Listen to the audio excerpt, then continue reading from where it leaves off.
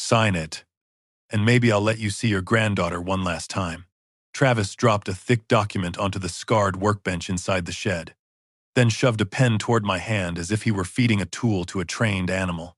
I kept my head bowed and let my fingers tremble the way my brother had taught me. But my eyes caught the Blue Mountain logo printed across the top page. Blue Ridge Mineral Holdings. Beneath it was a figure large enough to make any desperate man forget his own blood. $1 4 millions. Travis thought the frightened old man in front of him was his father, Elias. He had no idea I was Nathan Cole, Elias's twin brother, or that the man he had imprisoned for 4 years was already miles away. Before I tell you how we switched places, remember this: the worst betrayals rarely begin with hatred. They begin with someone convincing himself he has no other choice. 3 weeks earlier, I was standing in my kitchen in Knoxville, holding a birthday postcard from my grandniece, Sadie. I had turned 68 that morning, though birthdays had stopped feeling important after my wife, Margaret, died 6 years before. Sadie's card was covered with hand-drawn horses and a crooked blue cake. At the bottom, beneath a polite message from her parents, she had added one sentence in smaller handwriting. Grandpa still likes the old Robinson Crusoe book, even though Dad says he doesn't remember anyone. I read it twice. Then a third time. Travis had told me Elias could no longer read. According to him, my brother's memory had deteriorated so badly that he had been moved to a private care facility somewhere in Kentucky. No visitors. No phone calls. No stress. Those were supposedly the doctor's orders. Yet Sadie had written about him in the present tense, as if she had seen him recently. More troubling. Robinson Crusoe had been our childhood signal for trouble. Elias and I had been born 11 minutes apart. And for most of our lives, people mistook us for each other. Our mother tied a red thread around his wrist when we were babies because even she sometimes hesitated. As adults, the differences became easier to spot. Elias smiled sooner. I asked more questions. He stayed near Greenville and took over our father's 46-acre farm, while I spent 30 years investigating suspicious insurance claims across Tennessee. I learned how liars used too much detail, how frightened people looked toward exits, and how paperwork often revealed more than testimony. Elias learned horses, timber, and forgiveness. He also learned to rescue his son from every mistake. 4 years earlier, I warned him that Travis's building supply business was bleeding money. Elias accused me of envying the family he had built. I told him love without limits was just permission wearing a kind face. He hung up on me, and neither of us called back. I phoned Travis before noon. He answered after 6 rings, sounding breathless. Uncle Nathan, I'm in the middle of something. I asked for the name of Elias's care facility. Silence followed. Not long enough for most people to notice, but long enough for me. Then he said the place had changed because of insurance issues. I asked for the new address. He said visitors were restricted.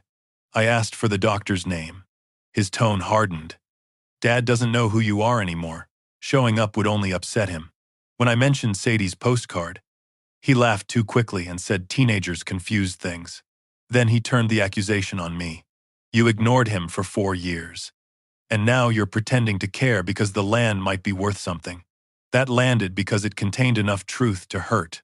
I had ignored Elias. Pride had made silence feel like dignity. But guilt does not erase suspicion. Sometimes it sharpens it. I drove to the farm the next morning without calling. The old property sat beyond a winding 2-lane road, bordered by winter bare oaks and pasture fencing my father and I had repaired when we were boys. The mailbox had been replaced with a polished black one bearing Travis's name, though county records still listed Elias as owner. Travis met me on the porch before I reached the steps. He wore pressed khakis and an expensive vest, clothes that did not match the mud on his boots. Behind him, the front windows were bare. Elias's faded green curtains were gone, along with the rocking chair where he used to drink coffee at sunrise. Travis blocked the doorway and said Melissa was showing the house to potential clients. Your father's house, I asked. He corrected me immediately. The family house. I noticed a real estate lockbox hanging from the side door and fresh tire tracks leading behind the barn. Travis repeated that Elias was in Kentucky. I asked which town. He rubbed the side of his nose. a habit he had inherited from his father, but used only when cornered. Outside Lexington, he said. That answer was wrong. 2 years earlier, he had told me the facility was near Bowling Green. I did not challenge him. Instead, I asked whether I could take a few things from Elias's workshop. Travis stepped closer and lowered his voice. Dad made his choice about you. Don't use his condition to rewrite history. It was a skillful line. He knew shame might send me home faster than anger. Then I noticed a pair of heavy leather boots behind his utility vehicle. They were cracked across the toes and repaired with copper nails. Elias had worn boots like those for 20 years. The soles were wet with reddish clay, the same clay found in the wooded rear section of the property. Not near the house. I left without arguing, but I parked half a mile away beside an abandoned feed store and waited. 20 minutes later, Sadie appeared on a bicycle, pedaling along the shoulder with a canvas bag hanging from the handlebars. She had Elias's narrow eyes and her father's stubborn chin. When she recognized me, she smiled, then glanced back toward the farm as if expecting someone to follow. I thanked her for the postcard and asked about school. She talked about chemistry, softball, and a teacher she disliked. Then she asked, "Did you bring Grandpa another book?" I kept my face still. I wasn't sure which one he wanted. She nodded toward the canvas bag. He likes adventure stories because there's always a way off the island. The words struck harder than she understood. I asked where she usually left the books. Her expression changed immediately. Dad said I'm not supposed to talk about the little house. I told her she was not in trouble. That was when she pointed toward the eastern tree line, past the old horse barn, and down a service path nearly hidden by weeds. She said her father kept Grandpa there because he became dangerous after dark. She had never seen him hurt anyone. But Travis had told her Elias once attacked Melissa and tried to burn the kitchen. Sadie lowered her voice and admitted she sometimes brought him sandwiches because the meals her father left smelled like hospital food. Before I could ask more, a truck engine sounded from the farm. Sadie stiffened. "Please don't tell Dad I said anything." I promised I would not, though promises made to protect children can become dangerous when adults use them as shields. I watched her ride away, then called Laura Bennett, an elder law attorney I had known since before Margaret died. I gave her the facts, not my conclusions. She told me not to trespass. I told her I would call again when I knew what I was looking at. I returned after midnight with a flashlight, bolt cutters, a small camera, and the old sense of purpose I thought retirement had taken from me. The service path curved behind a ridge, placing it out of sight from the main house. Half a mile into the woods, I found the shed. It had once stored fence posts and mower parts, but someone had reinforced the door with a steel hasp and installed a small security camera beneath the roofline. 2 windows were covered from outside with plywood. An electrical cable ran through a shallow trench from a portable generator behind the structure. I circled the building and found a narrow vent cut near ground level. The smell drifting through it was a mixture of damp lumber, canned soup, sweat, and chemical cleaner. I crouched beside the vent and whistled 3 notes. Paused, then whistled 2 more. It was the signal Elias and I had used as boys whenever one of us needed the other without alerting our father. For several seconds, nothing happened. Then I heard something drag across the floor. A voice came through the darkness, thin and disbelieving. "Nate." No one had called me that in years. I pressed my hand against the vent. "It's me." Elias made a sound that was half laugh, half sob, but he quickly hushed himself. He said the camera had no audio, but Travis checked the recordings every morning. The door alarm would activate if I cut the main lock. I moved around the rear wall and found a maintenance panel partly hidden beneath rotting boards. Elias told me the lower hinge had loosened over time. I removed 6 screws, pulled the panel outward, and crawled through an opening barely wide enough for my shoulders. Inside, my flashlight found a cot, a plastic wash basin, shelves of canned food, and my brother sitting against the wall beneath a wool blanket. He looked 20 years older than me. Elias had lost at least 20 pounds. His cheeks were hollow. His beard reached his chest, and his left shoulder sat lower than the right. A chain was bolted to the floor beside the cot, though it was not attached to him that night. He saw me looking and said Travis had stopped using it after the first year because weakness worked better. I wanted to take him out immediately. I reached for his arm, but he gripped my wrist with surprising force. Not yet. I told him he had been locked in a shed for 4 years, and that not yet had expired a long time ago. Elias shook his head. Travis had documents claiming he suffered from dementia and violent episodes. If we ran without proof, Travis would report a confused, elderly man missing, accuse me of kidnapping him, and destroy whatever records remained. Worse, Elias feared Sadie would believe he had abandoned her or intended to harm the family. Even after 4 years, he was still protecting the people who had failed him. The story came out in fragments. Travis's business had collapsed under debt. Elias discovered forged signatures connected to a loan and threatened to report it. A financial advisor named Daniel Mercer convinced Travis that his father could be declared incompetent long enough to restructure the debt. They brought Elias to the shed after drugging his coffee. At first, Travis promised it would last only a week. Then 1 week became a month. When Elias refused to sign a power of attorney, Travis increased the medication and told Melissa that her father-in-law had attacked her during a blackout she could not remember clearly. He told Sadie that Grandpa was sick. He told me Elias hated me. Each lie supported the next, until the entire family lived inside a structure more carefully built than the shed itself. Elias had tried to escape twice. The second time, Travis threatened to send Sadie away and blame Elias for endangering her. I asked what Travis wanted now. Elias pointed toward a loose board beneath the workbench. Behind it, he had hidden a waterproof envelope containing copies of loan papers, handwritten dates, and part of a proposed agreement from Blue Ridge Mineral Holdings. The farm sat above a limestone deposit. A company wanted long-term access rights, but the original deed contained a restriction requiring Elias's direct, competent signature for any mineral lease lasting more than 10 years. Travis could fake ordinary documents, but this one needed witnesses, notarization, and a convincing appearance of consent. Elias said strangers had visited twice during the previous month. He heard Travis mention an advance payment of more than $1 million. On the wall behind the cot, faint pencil marks recorded every day of his confinement. 4 years represented by rows of small gray lines, each one a sunrise he had not seen. I touched them and felt my own absence counted among them. I called Laura from the camera's blind spot near the tool chest. She answered on the first ring. I told her Elias was alive, competent, and being held against his will. She instructed me to leave with him and call the sheriff. Elias resisted again, explaining that Travis checked the shed at dawn and kept medication in a locked case. If he found the shed empty, he would run, burn records, or accuse us first.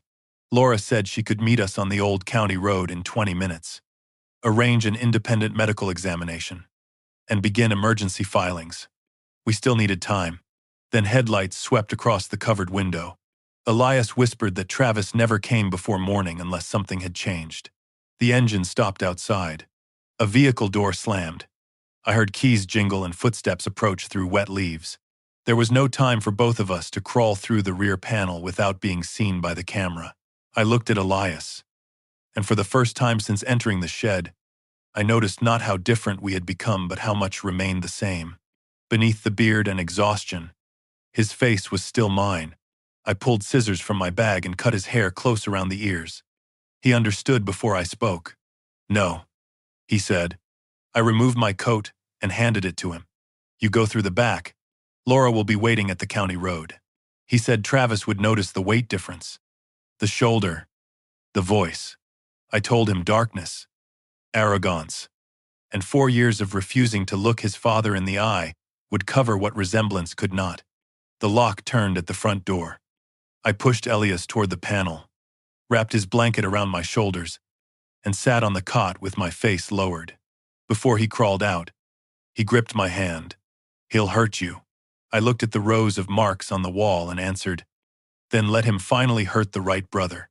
The rear panel slid closed just as the front door opened. Travis entered, carrying a grocery bag and a plastic pill container. He did not turn on the main light. He did not greet his father. He placed the food on the shelf, checked the chain, and glanced toward the camera before looking at me. For one terrifying second, his eyes narrowed. Then he sighed with irritation and said, "You look worse." I let my head wobble and whispered the word Elias had told me to use whenever Travis demanded answers, tired. Travis seemed satisfied. He poured 2 pills into his palm and held them out. I pretended to swallow, hiding them beneath my tongue. As he turned away, a folded document slipped from his jacket and landed near my boot. I saw the Blue Ridge logo and a date 12 days away. Travis snatched it up, but not before I read the handwritten note across the top: final signing, family present. He leaned close enough for me to smell coffee on his breath. "This will all be over soon, Dad." Then he locked me inside the shed where he had kept my brother for 4 years. The first thing I learned inside that shed was that captivity had a schedule. Travis arrived at 7 each morning. Never 6:59. Never 7:01. Carrying food in a paper sack and medication in an unmarked plastic cup. Melissa came on Tuesdays and Fridays with clean clothes, canned soup, and the strained expression of someone who had trained herself not to look too closely. Sadie slipped through the woods after dark whenever she could. The rest of the time, the building belonged to silence. After Travis locked the door that first morning, I waited until the engine faded before spitting the 2 tablets into my palm. One was pale blue, the other white with no visible marking. I sealed them inside the waterproof envelope beneath the workbench. If Elias had been swallowing those pills for 4 years, then the weakness in his voice and the trembling in his hands were not proof of dementia. They were evidence.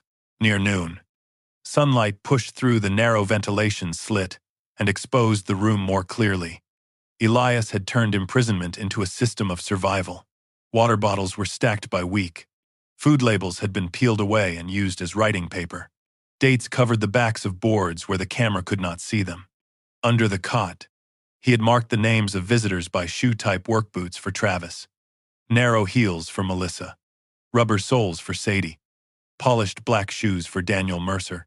I found 3 separate lists of license plate numbers, each written in pencil so faintly I had to tilt the board toward the light. My years investigating insurance fraud had taught me that people under pressure rarely preserve perfect evidence. They preserve fragments. A date, a smell, a logo, a sentence overheard through a wall. Elias had saved enough fragments to build a road back to the truth. The blind spot beside the tool chest was barely 2 feet wide. I crouched there and called Laura using the small prepaid phone I had hidden in my sock. She had reached Elias on the old county road and driven him directly to a private clinic outside Johnson City. "He's conscious, oriented, and furious," she told me. "That's encouraging." His blood pressure was unstable, his body weight dangerously low, and his left shoulder showed signs of an untreated fracture or severe dislocation from years earlier. The physician had ordered blood tests, a toxicology screen, and a full cognitive assessment. Laura's voice tightened when she said the doctor found no immediate evidence of dementia. I asked whether we could go to law enforcement. She said yes, but she wanted the medical findings documented first and the property records secured before Travis realized Elias was gone. "Your brother's safe," she said.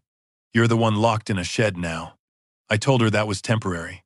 She answered, "So was Elias's first week." At 7 the next morning, Travis returned with black coffee for himself and oatmeal for me. He did not ask whether I had slept. He did not notice that I held the spoon with my right hand, while Elias favored his left after the shoulder injury. He stood near the door, scrolling through messages, then said, "We're making progress.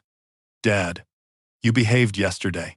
I let my eyes drift toward the floor. "Sadie," I whispered. His face changed at once. "You don't get to use her against me."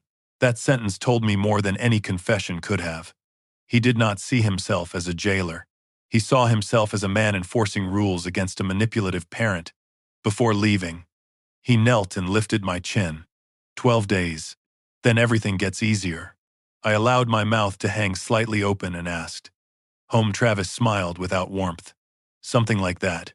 When he turned away, I saw a key card clipped inside his jacket bearing the name Mountain Vista Medical Evaluations. That afternoon, Melissa arrived in a cream-colored SUV. She wore a camel coat and carried a covered casserole dish. as if visiting an inconvenient relative rather than delivering food to a prisoner. She unlocked the door but remained on the threshold. Elias, I brought chicken and rice. Her voice was gentle in the careful way people speak to someone they have already decided cannot understand them. I looked at her and said her name correctly. She flinched. Travis says you've had a few clearer days. I asked why the door locked from the outside. She tightened both hands around the casserole. Because last time, you wandered. You almost hurt yourself. I asked whether she had seen me wander. Her eyes moved toward the camera. I'm not doing this today. Before leaving, she said, just sign what they bring you. Travis is trying to save this family. She sounded less like an accomplice defending a plan than a woman repeating a sentence she needed to believe. That night, Sadie came carrying a flashlight wrapped in red cloth so the beam would not travel far. She opened the rear maintenance panel just enough to slide in a paperback and 2 peanut butter sandwiches. When she saw me sitting upright, her face brightened. You look better, Grandpa. Then she hesitated. I had taken the book with my right hand. Elias had warned me that Sadie noticed small things because no one in the family listened when she spoke about large ones. I shifted the book to my left and rubbed my shoulder as though correcting myself. Stiff today, I said. She sat cross-legged near the panel and told me her father was planning a family business meeting at the house. There would be people from a bank, a lawyer, and a mining company. Travis had promised they would move to a bigger house afterward and that Melissa could stop worrying about bills. He says we'll finally be safe, Sadie whispered. But he only says that when Mom has been crying. I asked whether she believed I had attacked Melissa. Sadie stared at her shoes. Dad says you knocked her down in the kitchen and tried to light something on fire. I asked whether she remembered seeing smoke damage. She said the kitchen had been remodeled the year before, but not because of a fire. Then she admitted that Travis had told her not to ask questions because stress made Grandpa worse. I wanted to tell her everything. But a 15-year-old carrying that truth could become a target. Instead, I asked her to do one thing. Remember the names of anyone who came to the property and never confront her father alone. She nodded, then studied my face. You sound different tonight. I blamed the cold. She reached through the opening and touched my sleeve. You're not scared of him. I answered carefully. I'm learning not to be. She left the book behind. It was Robinson Crusoe. Laura called the next morning with preliminary results. Elias's cognitive testing placed him within the normal range for his age. The toxicology screen showed traces consistent with long-term use of sedating medication, though the lab needed more time to identify the exact compounds. More important, she had searched county and court records. 4 years earlier, Travis filed a petition seeking emergency guardianship over Elias, claiming mental decline and violent behavior. He withdrew it 2 days before the scheduled hearing. A month later, a broad power of attorney appeared in 2 property filings. The signature was notarized by Daniel Mercer. Why withdraw the guardianship petition, I asked. Laura said a hearing would have required medical evidence, testimony, and notice to relatives, including me. A private power of attorney required far less scrutiny. Travis had avoided the one process designed to test whether Elias actually lacked capacity. I spent the afternoon testing the shed. The camera rotated every 30 seconds, pausing briefly on the cot and door. Its cable ran through the ceiling toward a wireless transmitter. The alarm on the front door was independent, but the rear maintenance panel had no sensor because whoever installed it assumed no elderly man could remove the screws from inside. Behind a box of rusted hinges, I found an old handheld recorder wrapped in cloth. The batteries had leaked years ago, but the memory card remained. Beside it was a sheet listing dates and short descriptions. Daniel brought forms. Travis said bank deadline. Melissa, crying outside. Doctor came after dark. Elias had tried to record conversations until Travis discovered the device and smashed the battery compartment. He had hidden it afterward, perhaps hoping someone would eventually find the memory card. I slipped it into the prepaid phone adapter and saw 3 audio files. One was corrupted. One contained only static. The third began with Daniel saying, "A few weeks of confusion is all we need." Before I could listen further, I heard the utility vehicle. I replaced everything and sat on the cot. Travis entered carrying a clean shirt and a small electric razor. "We're going to make you presentable," he said. He shaved part of my beard while speaking about the signing as though preparing a child for church. "You'll answer yes when they ask whether you understand. You'll say you want the lease. You'll sign exactly where I point." I asked what happened afterward. He paused with the razor against my cheek. "Afterward, you go somewhere better." I let my eyes fill with uncertainty. "Kentucky." He looked surprised, then laughed. "So you remember that story?" The word story slipped out before he could catch it. I watched his reflection in the cracked mirror. He knew I had heard him, but he decided confusion would protect him from consequence. That confidence was becoming useful. Travis gave me the blue and white pills again. This time, he watched until I swallowed water. I pressed both tablets between my gum and cheek, then let my head droop. Within minutes, I slowed my breathing and allowed my body to sag sideways. Travis stood over me, studying my face. "You always made everything harder than it had to be," he said quietly. "I asked for help. You made me beg." His bitterness sounded rehearsed but not false. He reminded the man he believed was Elias of the first store opening, the loan applications, and the time Elias promised the farm would always protect the family. "Then you changed your mind when I needed you most." There it was, the private justification beneath the crime. Travis believed a promise of support had become permanent ownership. When he left, I spat the softened pills into a cloth and realized my brother's generosity had not merely failed to stop the betrayal, it had helped Travis describe theft as inheritance. That evening, Laura sent me a message containing the mineral deed restriction. Our father had added it in 1987 after a coal company tried to pressure neighboring farmers into long leases. Any transfer of mineral or extraction rights exceeding 10 years required the owner's direct signature, witnessed by two independent parties, along with a statement of present competence. A power of attorney could not substitute unless a court specifically authorized the transaction. That explained why Elias was still alive, why Travis had maintained the fiction of care, and why the signing needed an audience. The company wanted a 25-year limestone access agreement. The advance payment was $1, $4 millions, enough to erase Travis's visible debts and perhaps hide the rest. I asked Laura to trace Mountain Vista medical evaluations and Daniel Mercer. She warned me that emergency court action might alert them. I told her to prepare everything but file nothing yet. "You're gambling with your brother's property," she said. "No," I answered. "I'm gambling with their confidence." 2 days later, a gray sedan stopped outside the shed. A man in his 50s entered with Travis and introduced himself as Dr. Philip Renner. He wore a medical badge from Mountain Vista and carried a leather case. Travis remained in the room while Renner asked me the date, the president's name, and whether I understood where I lived. I answered incorrectly but not randomly. True dementia rarely follows a script, and too many perfect mistakes would look artificial. I called Travis by Elias's late dog's name, then correctly described the weather. Renner asked me to draw a clock and place the hands at 10 past 11. I drew the circle unevenly and placed one number wrong. His expression did not change, but he watched my grip. Then he tested my left shoulder. Elias had warned me about the old injury, yet I could not reproduce years of restricted movement convincingly. Renner lifted my arm higher than expected. I reacted half a second too late. Renner's eyes narrowed. "Does that hurt?" I turned the hesitation into chaos. I shouted, knocked the water cup from the table, and swept the clock, drawing to the floor. Travis grabbed my shoulders while I kicked the cot hard enough to bend one leg. I repeated Sadie's name until Travis ordered the doctor out. The performance ended the examination, but it did not erase Renner's suspicion. Through the wall, I heard him tell Travis, "His range of motion is inconsistent with the records you gave me." Travis replied that medication made the symptoms fluctuate. Renner said medical history did not fluctuate. When they returned, Renner collected hair from the brush and sealed it in a plastic bag. He said he wanted to compare recent exposure levels with prior records.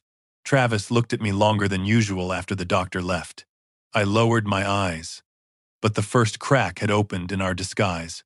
That night, I searched beneath the cot again, feeling along every seam where Elias might have hidden something. My fingers caught a shallow groove in the floorboard. I lifted it with the edge of a spoon and found a narrow notebook wrapped in wax paper. The pages contained dates, dosages described by pill color, fragments of conversations, and names. Elias had documented nearly every visit for 4 years. On the final written page, 3 sentences were underlined so deeply the pencil had torn the paper. Travis did not begin this alone. Daniel selected the shed. Daniel bought the medicine. Daniel told him how to make me disappear without declaring me dead.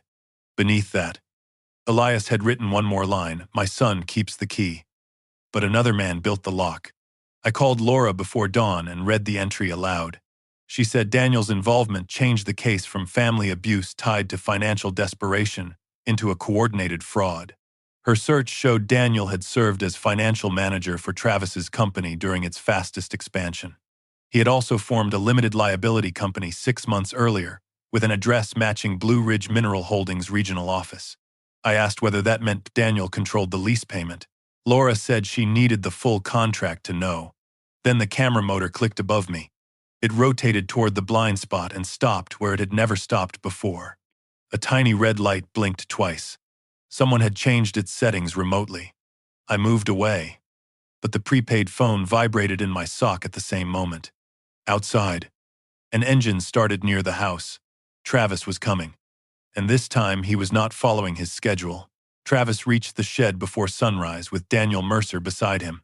Daniel wore a charcoal overcoat and polished black shoes, the same kind Elias had recorded beneath the cot. Travis unlocked the door without bringing food. His eyes went first to the camera, then to me. "Stand up." I moved slowly, pretending stiffness while studying Daniel. He was compact, silver-haired, and careful in the way men become careful after years of making other people carry risk for them. He looked at my face longer than Travis ever had. "You seem alert this morning, Elias." I let my gaze drift past him. "Cold," I muttered.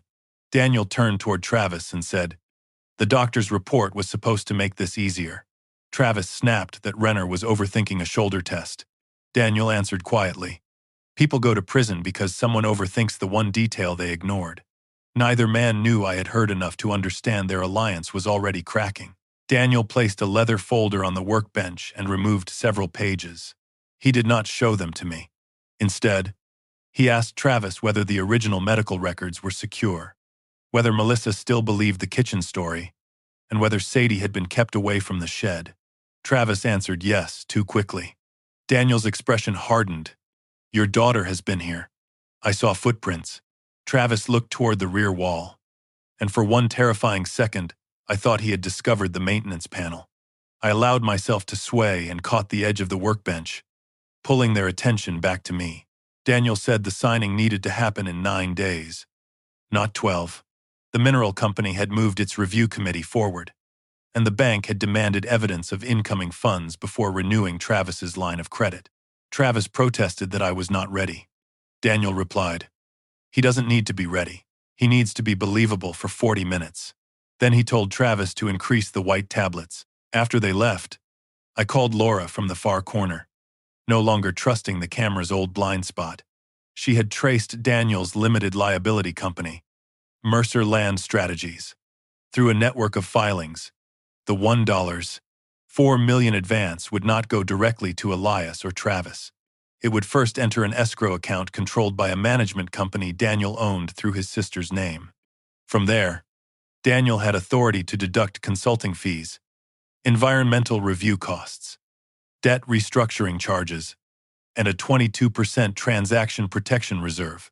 Laura estimated that more than half the money could disappear before Travis received anything. "He thinks Daniel is saving him," she said. "Daniel is using him as the disposable signature behind a stolen asset." I asked whether Travis knew.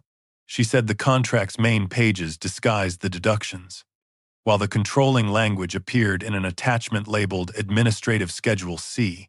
That was likely the page Daniel did not want Travis to read. Laura also recovered old emails from an account Elias had used before his confinement. The first messages showed Travis moving money from his business payroll account to cover personal debts. Elias discovered the transfers and threatened to tell the bank, but 3 days later, He changed his position. He wrote Travis that he would sell 12 acres along the southern ridge to cover the missing funds if Travis confessed, closed the weakest stores, and agreed to financial supervision. Nathan's old warning appeared in one message from Elias.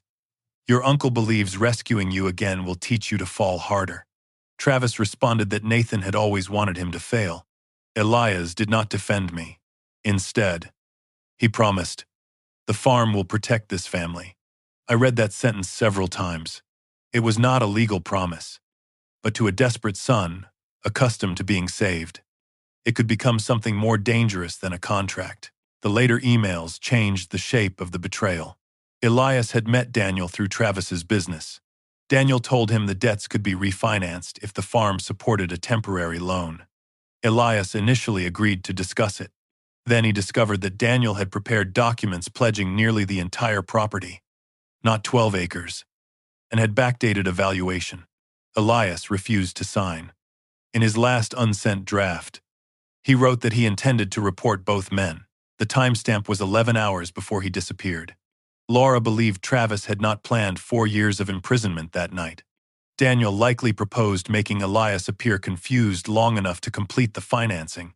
A few drugged days became a hidden month.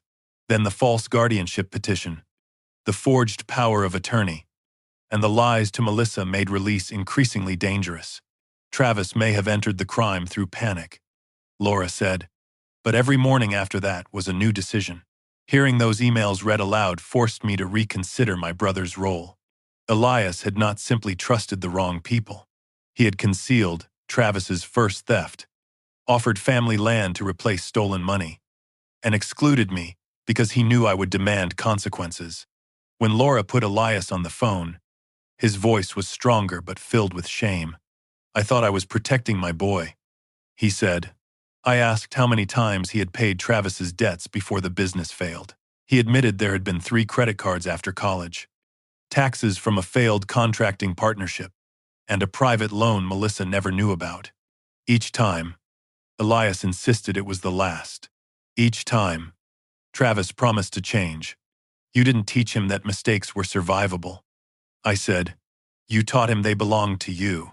The words were cruel, but Elias did not argue. He only said, and you taught yourself that walking away made you innocent. That sentence stayed with me because it was true. I had recognized the pattern years earlier and then used being right as an excuse to disappear. I told myself Elias had chosen Travis over me. I never considered that shame might have trapped him before the shed did. For 4 years, I accepted secondhand reports of dementia because calling again risked another rejection. My pride had required less effort than love. I apologized, though the word felt painfully small. Elias said we could divide blame later, after he had sunlight and I had a door without a lock. Then he told me something he had withheld the first night. During the first week of confinement, Travis came to the shed crying. He said Daniel would expose the forged transfers unless Elias signed. Elias offered to take responsibility for the missing money, but only if Travis released him and confessed to Melissa. Travis nearly agreed. Daniel arrived that evening, and by morning the chain had been bolted to the floor. The next day, Dr. Renner returned alone. He carried no leather case, only a clipboard and a sealed laboratory envelope. Travis waited outside. Renner sat opposite me and said, I reviewed your prior imaging. I stared at the wall. He described an old fracture in Elias's left shoulder that should have limited rotation permanently. Then he asked me to raise both arms. I gave him less movement this time, but he was watching for performance now. Who are you? He asked, softly. The question was so direct that pretending not to understand would have confirmed his suspicion. I whispered, a man who needs you to remember your oath. His eyes widened. Before he could respond, I told him Elias was alive, competent, and under independent medical care. Renner stood abruptly. I warned him that Travis was outside and Daniel had records tying Mountain Vista to false evaluations. You can help an old man, I said, or you can become the doctor who certified his prison. Renner did not confess, but fear changed his face. He said Daniel had hired him to review records, not fabricate them. He claimed he had never known Elias was locked inside the shed and believed the isolation was voluntary because of aggressive behavior. I asked whether competent patients were usually examined behind padlocked doors while a son answered for them. He looked toward the entrance.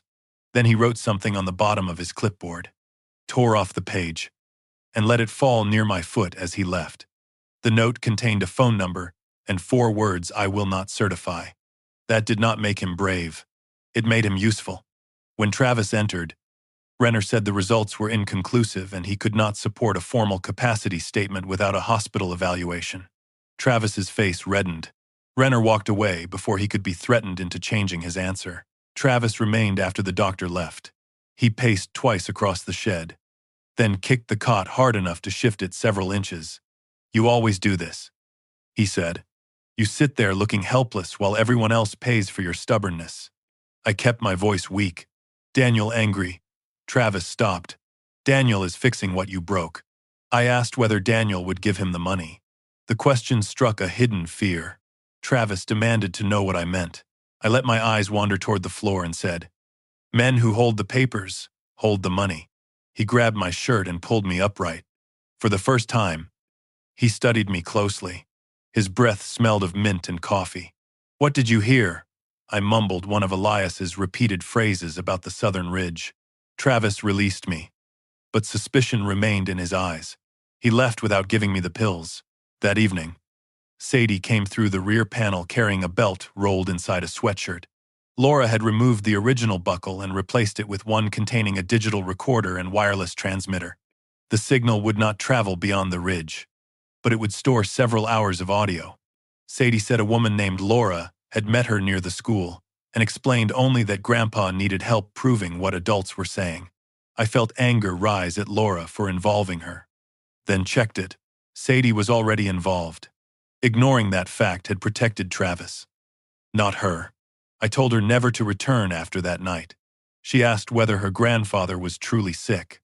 I said, "He is hurt, but he is not confused."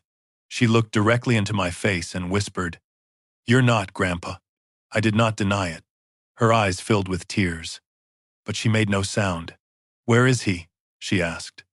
"Safe," I said, "and he knows you brought the books." Sadie pressed both hands over her mouth. She had lived for years believing kindness to her grandfather might endanger her parents. Now she understood the danger came from inside the house. I told her my name and explained the switch in the simplest terms possible. I did not mention forged loans or prison. I said her father had made serious choices, and we needed him to tell the truth where others could hear it. Sadie wanted to confront him immediately. I held her shoulders and said, "The bravest thing you can do tonight is act ordinary." She hated that answer because ordinary life had become part of the lie. Before leaving, she told me Travis had moved the signing forward again. It would happen in 6 days. He was also asking Melissa where Sadie went after school. I removed the recorder from the belt and tested the switch. A tiny vibration confirmed it was working. The next morning, I began pretending the medication had finally broken my resistance. When Travis brought breakfast, I called him son in a soft voice and asked whether signing would make the arguments stop. His posture relaxed. I told him I remembered the stone beneath the pasture and wanted Sadie to have a better life. Those words were true enough to sound convincing. Travis sat beside me for the first time. He explained that the farm was worth more underground than above it, and that refusing the lease would leave everyone with debt and weeds. He said Daniel had arranged everything so the family would receive $4 million immediately, plus annual royalties. I asked whether the money came directly to him. Travis hesitated and said Daniel's company would manage it temporarily. I allowed confusion to cloud my face. "Then Daniel owns the money." Travis snapped. "No, he doesn't." But the doubt had entered. I asked for one condition before signing. I wanted to sit in the main house, wear my good suit, and see Sadie. Travis refused at first. I said witnesses would believe a man in a shed had been forced, while a father surrounded by family would look willing. He stared at me, surprised by the clarity. I immediately let my chin drop and repeated the suggestion more simply, as though it had emerged from memory rather than strategy. He left without answering. 2 hours later, I heard him arguing with Daniel outside. Daniel preferred a controlled signing in the shed with selected witnesses. Travis insisted the house would appear normal and reduce suspicion after Renner's refusal. I had made Travis defend my plan as his own. Before sunset, he returned and said the signing would happen in the living room. "You'll behave," he warned. I nodded and touched the hidden recorder sewn inside my waistband. Laura prepared the next stage. Elias signed a formal revocation of every power of attorney bearing his name, along with affidavits describing the confinement. His physician completed an independent capacity report. Laura planned to notify the bank and mineral company at the signing, when their representatives could witness coercion directly. She warned that we could stop the transaction sooner through emergency filings, but doing so might allow Daniel to frame Travis as the sole abuser and escape with the records. We needed Daniel present, the contract visible, and Travis talking. I agreed, though every additional day inside the shed made the decision harder to defend. The plan depended on arrogance, timing, and a recording device Sadie had carried through the woods. I had spent my career warning clients that complicated plans failed at simple points: a dead battery, an early arrival, one frightened person changing his mind. The simple point failed that night. Travis entered after midnight holding the metal cup I used to signal Laura. A black marker line circled its base. I had not put it there. He turned it slowly and said, "Dad never marks his dishes." My pulse quickened. He crossed to the camera, removed the memory card, and inserted it into his phone. The footage showed only shadows near the rear wall. But on the night of the switch, one shadow was broad enough to belong to a second man. Travis looked from the screen to my face. "Someone came in here." I whispered that I did not remember. He searched the cot, shelves, and floorboards, finding the empty hiding place where the notebook had been. Then he grabbed my left arm and twisted it upward. I reacted naturally. Without the limitation Elias would have shown, his expression changed from suspicion to terror. He did not say my name. Perhaps he could not yet accept the answer. Instead, he dragged me outside and forced me into the utility vehicle. The sky was moonless, and the cold struck my lungs after days of stale air. I considered jumping, but Travis held a pistol low against his leg. He drove to the old equipment barn and chained one of my wrists to a steel chair. "Where is he?" he demanded. I let silence answer. He struck the table beside me. Not my face. "Where's my father?"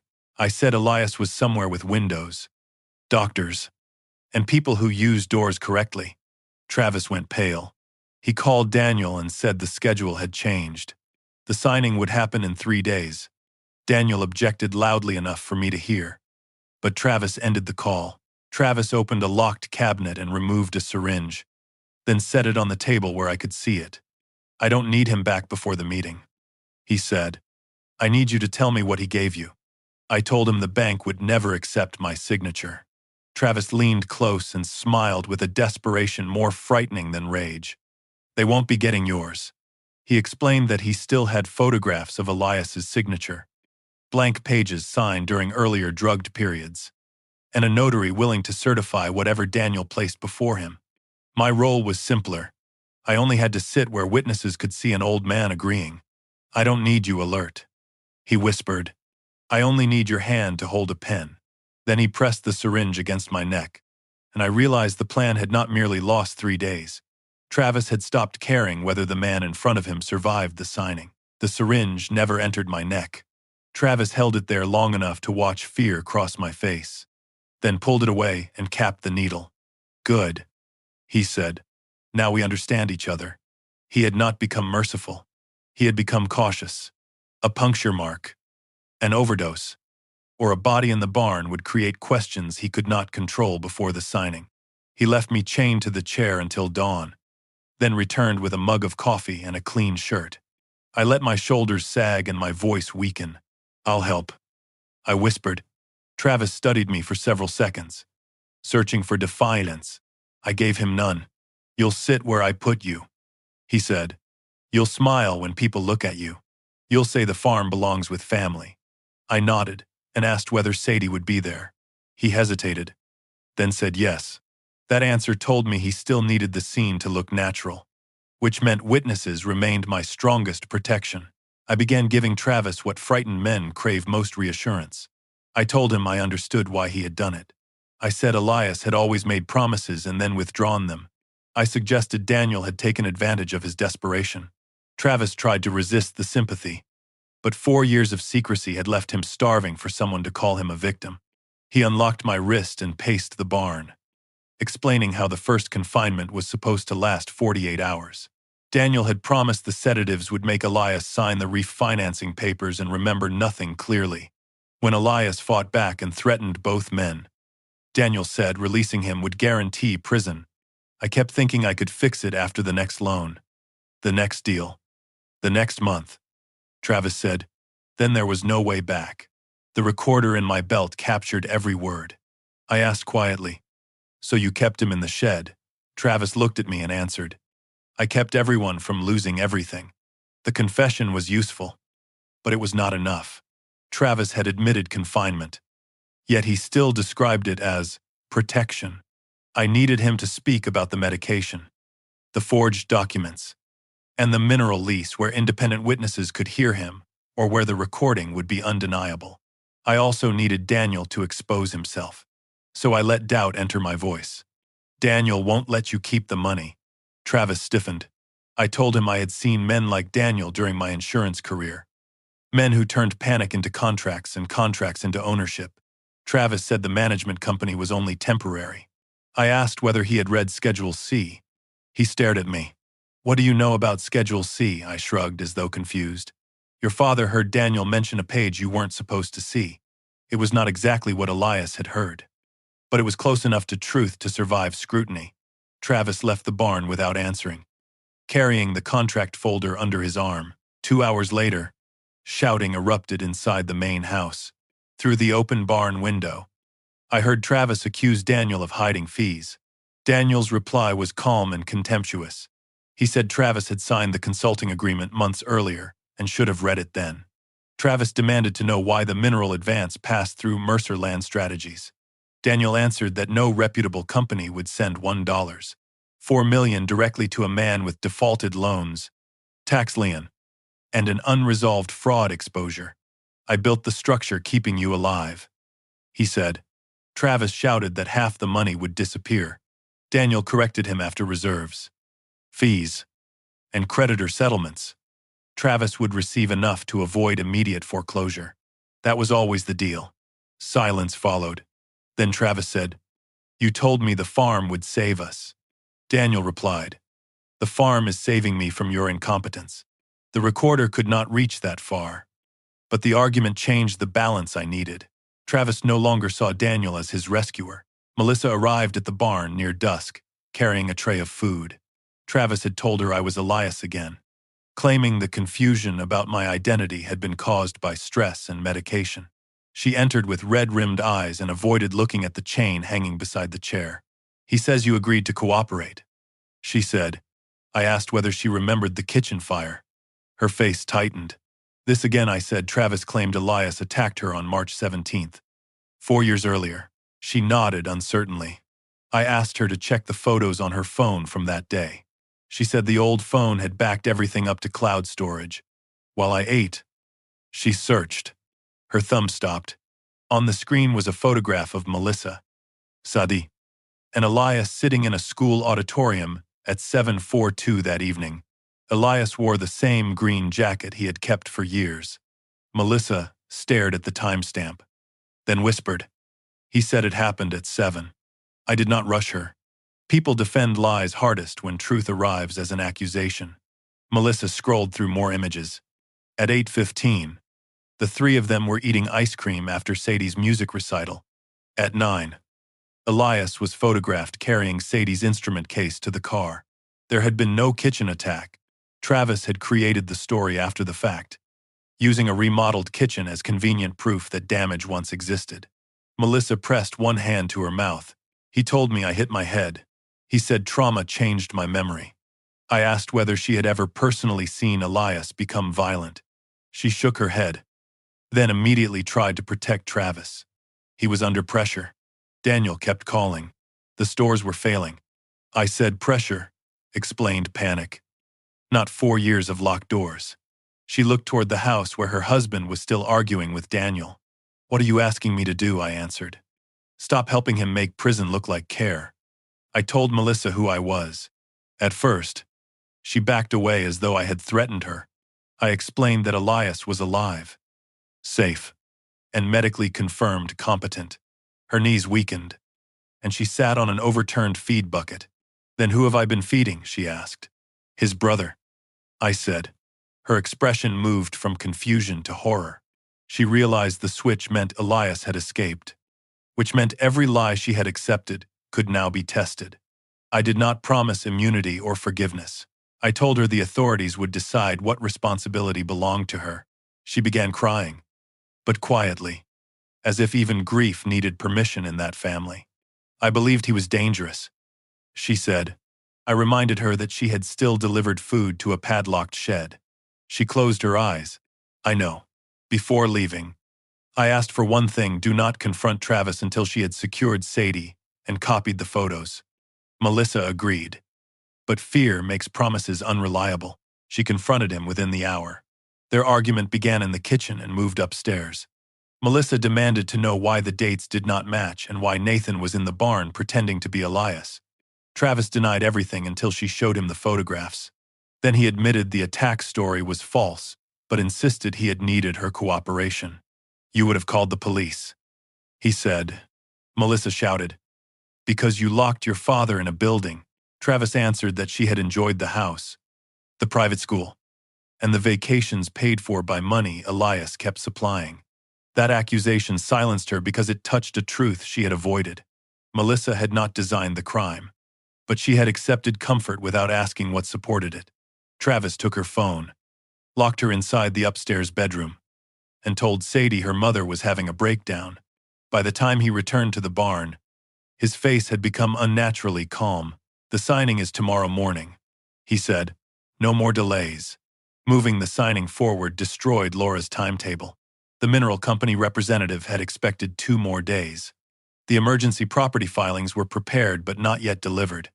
Elias's physician could travel the following afternoon, not the next morning.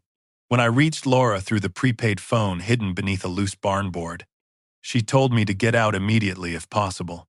I said Travis had placed a new lock on the barn and was carrying the pistol. She contacted the sheriff's office and Adult Protective Services, but she warned that entry onto private property required clearer proof of immediate danger or a warrant. Elias's sworn statement helped, yet officials still needed to resolve the impossible fact that the alleged victim was safe while another man was voluntarily inside. "Voluntarily ended 3 days ago," I said. Laura promised to bring Elias, the revocation papers, and an investigator as soon as she could. I heard uncertainty beneath her confidence. Sadie solved one problem I could not. Shortly after midnight, she climbed through a hayloft opening above the rear stalls. Melissa had secretly sent her a message from a tablet Travis forgot to confiscate. Sadie carried a small bolt cutter from Elias's workshop and the recorder's replacement battery. "Mom says Dad is scared," she whispered. I told her scared people could be more dangerous than cruel ones because they called every action necessary. She cut the light chain around the interior gate but could not open the new padlock outside. We decided I would remain where Travis expected me. Escaping might protect me, but it would end the chance to expose the coercion before independent witnesses. Sadie replaced the recorder battery and tested the indicator. Then I gave her the prepaid phone and told her to call Laura from the ridge at sunrise. Before leaving, she asked whether her father would go to jail. I said, "He will go wherever his choices lead him." At 6 in the morning, Travis brought Elias's navy suit, a white shirt, and a striped tie. He had shaved badly, leaving a cut beneath his chin, and his hands trembled as he fastened my cufflinks. "You're going to look grateful," he said. I asked what would happen after I signed. He answered, "You'll go back to the shed until I decide." The recorder captured it. I asked whether he would keep bringing the pills. He glared at me, then said, "Only until the money clears." I pressed further, pretending fear. The same pills Daniel bought Travis grabbed my jaw. Daniel arranged them. I gave them to him because he wouldn't cooperate. He realized too late how clearly he had spoken. His eyes dropped to my belt, but I slumped forward and began coughing. The buckle stayed hidden beneath the vest. Travis cursed, lifted me by the arm, and marched me toward the house. The living room had been transformed into a stage. The curtains were open. Fresh flowers covered the dining table, and family photographs had been arranged where visitors would see them. A representative from Blue Ridge Mineral Holdings sat beside a bank officer and a young attorney. Daniel stood near the fireplace with a folder tucked against his chest. A notary I did not recognize arranged seals and identification forms. Melissa stood at the foot of the staircase wearing a pale dress, her face expressionless. Travis had released her only after threatening to tell police she had helped imprison Elias if she disrupted the meeting. Sadie sat beside her, holding both hands together. No one on the left side of the room knew they were watching a family held together by fear. To them, this was an elderly landowner approving a profitable lease. Travis introduced me as Elias Cole and said my health required patience. Daniel avoided my eyes. The mineral company attorney explained the 25-year access agreement. He described environmental studies, annual royalties, and the $1.4 million advance. When he mentioned the escrow structure, Travis interrupted and demanded Schedule C. Daniel said administrative attachments were not part of the signing presentation. Travis insisted. The attorney reluctantly handed him the complete packet. As Travis read, color drained from his face. The deductions matched Laura's estimate. He looked at Daniel and whispered, "You were taking almost $800,000. Daniel replied that fees reflected risk and work performed. Travis crumpled one corner of the page. For a moment, I thought the meeting would collapse before I could use it. Then Daniel leaned close and said something only Travis and I heard signed today. Or I deliver every forged document to the bank by noon." Travis straightened, swallowed his anger, and returned the pages. Daniel's threat had just made him part of the coercion.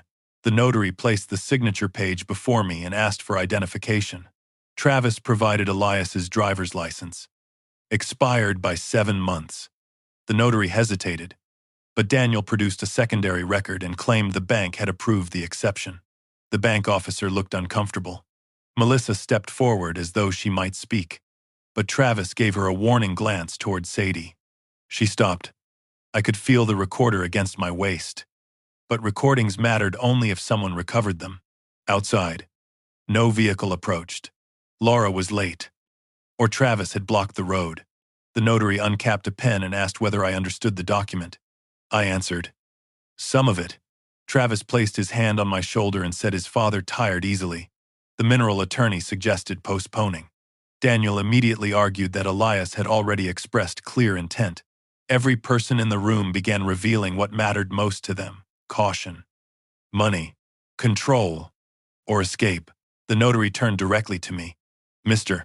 Cole, are you signing voluntarily?" Travis's fingers tightened through my suit jacket. I looked toward the front windows. The long driveway remained empty. Then I looked at Sadie. She did not cry or move, but she tapped 2 fingers against her knee 3 times, paused, then twice the old signal Elias and I had used for help. She had reached Laura. Someone was coming. I picked up the pen and held it above the signature line. Travis bent close enough that only I could hear him. "Write my father's name." I examined the page. Elias signed with a wide first stroke and a narrow loop in the C. Mine was nearly identical, but Travis had grown suspicious enough to notice one wrong movement. If I signed, the fraud advanced. If I refused too soon, he could remove me before help arrived. I lowered the pen until its tip touched the paper and said, "Read the consent statement again." The notary looked down at the page and read slowly, perhaps because my request had made him uneasy. By signing below, I affirm that I understand the nature and consequences of this agreement, that I am acting voluntarily, and that I am not under coercion, restraint, or improper influence. When he finished, I kept the pen touching the paper without moving it. Would a man locked from the outside for 4 years be acting voluntarily? I asked. The room went still. Travis's hand tightened on my shoulder. Daniel stepped forward immediately and said Elias sometimes confused old memories with present circumstances. I raised my eyes to the notary. Would sedatives make the confusion more convenient? Melissa made a small choking sound near the stairs. The bank officer closed his folder. Travis leaned close and whispered, "You're going to ruin everyone." I answered quietly, "No, I'm going to stop helping you do it." Travis reached for the pen, but I let it fall and pulled the recorder from beneath my vest. I placed the buckle-shaped device in the center of the table and pressed playback. At first, there was only barn noise, a loose panel knocking in the wind. Then Travis's voice filled the room. "You'll go back to the shed until I decide." A few seconds later came my question about the pills, followed by his answer, "Only until the money clears." The next recording was clearer. Daniel arranged them. I gave them to him because he wouldn't cooperate. The mineral attorney stood and moved away from the table. The notary removed his seal and slipped it into his case. Daniel said the audio was edited, illegally obtained, and meaningless without context. The bank officer replied, "The context appears to be coercion during a property transaction." Travis grabbed for the recorder, but Melissa stepped between us and slapped his hand away. That single movement changed the room more than any speech could have. For years, Melissa had stood beside Travis because admitting the truth meant admitting her own comfort had been built on someone else's suffering. Now she faced him with tears running down her cheeks and said, "Don't touch it." Travis stared at her as if betrayal belonged only to him. "You knew," he said. Melissa shook her head. "I knew the door locked. I knew you said he was dangerous. I did not know you invented everything." She held up her phone, which Sadie had returned to her before the meeting. On the screen were the photographs from the school recital, each carrying the date and time that disproved the kitchen attack. Melissa showed them to the bank officer and notary. "He told me Elias attacked me that night," she said, "but Elias was with us until after 9. Travis looked toward Sadie, perhaps expecting his daughter to defend him. She lowered her eyes. Daniel moved toward the side door. "I told him to stay." He smiled thinly and said I had no authority over him. "Maybe not," I answered, "but the people outside do." We heard vehicles on the gravel drive before he reached the handle. 2 sheriff's cruisers stopped near the porch, followed by Laura's sedan and a county vehicle from Adult Protective Services. Travis's face emptied of color. Daniel recovered faster. He placed the leather folder on a chair and said the meeting had clearly become a family dispute in which he had no role. Laura entered first, carrying a document case. Behind her came an investigator from the sheriff's office, a protective services worker, and finally, Elias. My brother walked with a cane and wore a borrowed brown coat. He was thinner than the man in the family photographs, but he stood upright. Every person in the room turned from him to me and back again. Travis whispered, "Dad," but the word sounded like a child waking from a nightmare. Elias looked at him for a long moment. There was no triumph in my brother's face, only exhaustion. Laura introduced herself, then handed the bank officer formal notice that Elias had revoked every power of attorney issued or claimed in his name. She provided the physician's capacity assessment, the toxicology findings, and Elias's sworn statement describing his confinement. The protective services worker confirmed that the documents had been submitted for emergency review that morning. The bank officer said the transaction was suspended immediately. The mineral attorney said his company would not proceed under any circumstances until ownership, consent, and potential fraud were resolved. Daniel tried again to leave. The investigator blocked the doorway and asked him to remain for questioning. Daniel said he had merely advised the family financially. Laura opened the recovered notebook and read the dates of his visits to the shed. Daniel's composure finally cracked when she mentioned Mountain Vista medical evaluations. He claimed Dr. Renner had independently assessed Elias. Laura produced Renner's written statement refusing to certify incapacity and describing the irregular conditions surrounding the examination. Then she placed copies of the limited liability company records beside Schedule C. Mercer Land Strategies controls the account receiving the mineral advance. She said, "Your contracts permit you to deduct approximately $800,000 before Mr. Travis Cole sees the remainder." Travis turned toward Daniel with naked disbelief. "You said the fees were temporary." Daniel's patience vanished. "You would have received nothing without me." He pointed at Elias.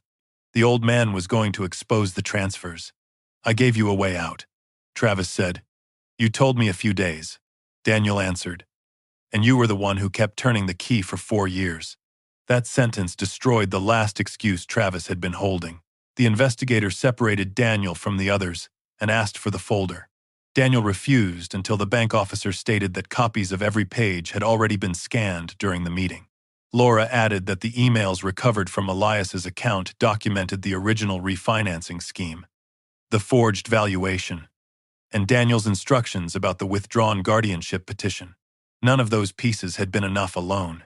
Together, they formed a pattern: avoid court review, create a private appearance of incapacity, obtain broad property authority, and preserve Elias only as long as a direct signature remained necessary. Daniel stopped arguing. He requested an attorney.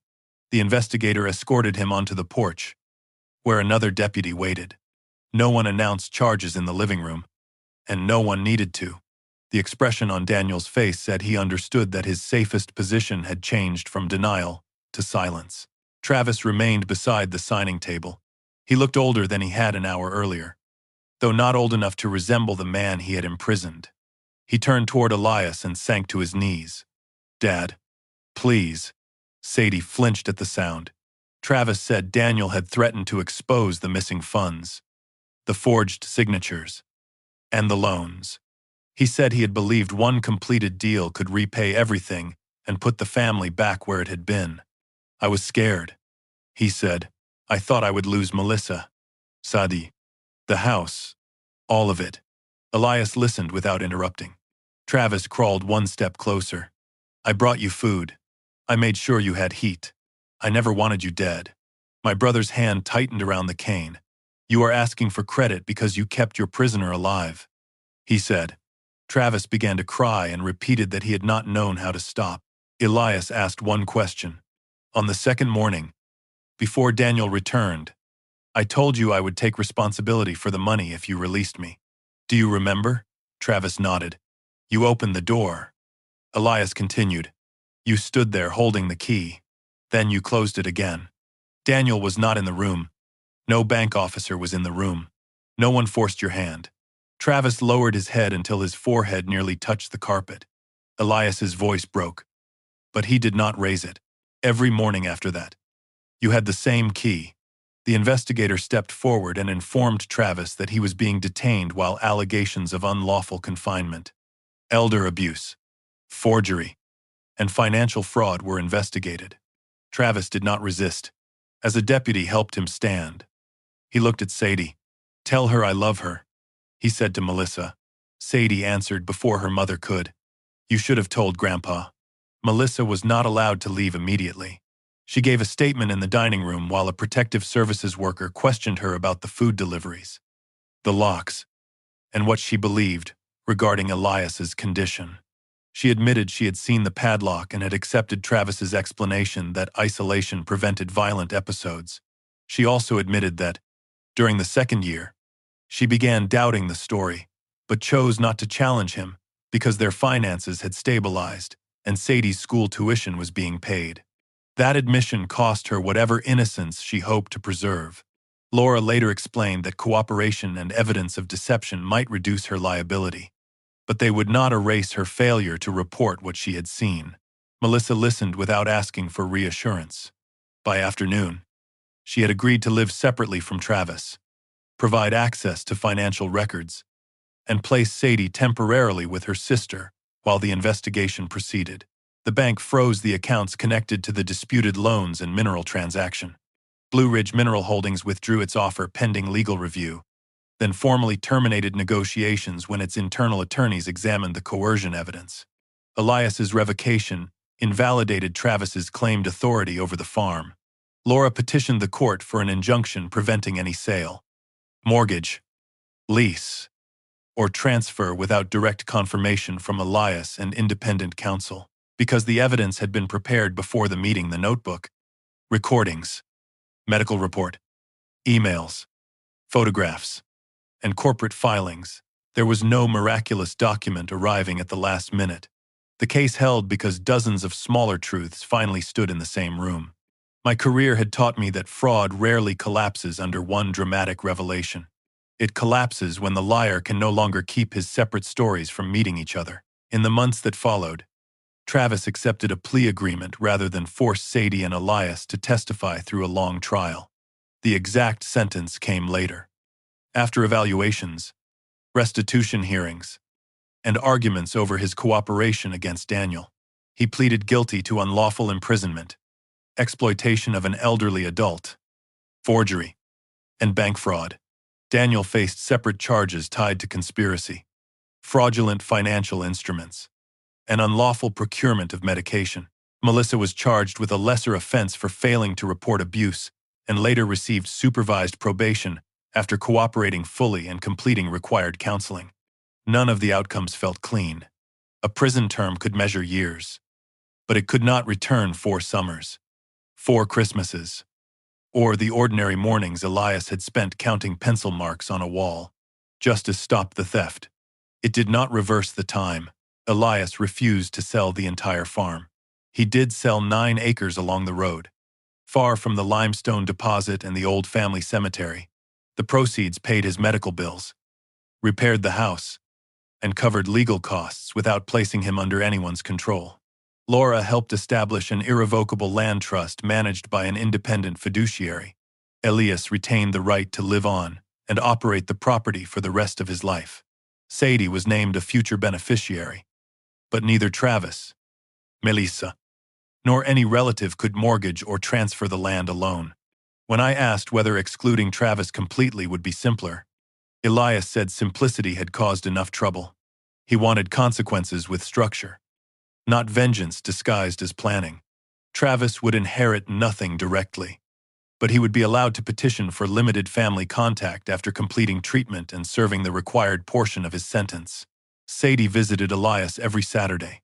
At first, they spoke mostly about books, because books had carried their relationship through the shed wall. She apologized for believing he was dangerous. Elias told her, children were not responsible for lies. Adults trained them to trust. She asked why he had not escaped sooner. He said fear had been part of it. Weakness, another part. But the deepest chain was his belief that exposing Travis would destroy the family. I kept waiting for him to become the son I remembered, he told her. He kept waiting for me to become too weak to matter. Sadie began helping him restore old furniture in the barn. She rarely mentioned her father, but when letters came from the county jail, she stored them unopened in a wooden box. Elias never pressured her to read them. That was one boundary he learned without needing Laura to write it down. I moved into the small guest house for what we originally called a few weeks. A year later, my coffee maker still sat on the kitchen counter. Elias gained 15 pounds, recovered some movement in his shoulder, and began sleeping through most nights. He still woke whenever he heard keys or a vehicle engine before dawn. I still woke when he did. We argued about fences, doctors, and whether canned peaches counted as breakfast. Ordinary disagreements became a kind of proof that neither of us had disappeared. One afternoon, Elias stood outside the old shed and said he wanted it torn down. The next morning, he changed his mind. We removed the steel hasp, widened the windows, replaced the rotten boards, and installed doors that opened easily from both sides. Then we turned it into a woodworking shop. The first piece Elias built there was not furniture. It was a small cedar box for Sadie's books. He carved a ship on the lid and left the wood unvarnished so she could choose the color herself. On the inside, he burned 5 marks, paused, then added 2 more, the whistle pattern we had used as boys. I asked why he wanted any reminder of the shed. He said memory did not belong to the person who caused it. Travis used this place to make me smaller. He told me, I won't give him the building too. We mounted the old exterior lock above the workbench, not as a trophy but as an object stripped of power. The key hung beside it. Elias could take it down whenever he wished. He never did. Travis began sending letters 6 months into his sentence. The first blamed Daniel. The second blamed debt. The third blamed Elias for making promises he could not keep. Elias returned all 3 unopened. The 4th letter contained no excuses. Travis described the morning he almost released his father and admitted that closing the door had felt easier than facing Melissa, the bank, and me. Elias read that one twice. He did not forgive him. He wrote back through Laura that accountability was not a performance designed to earn immediate reunion.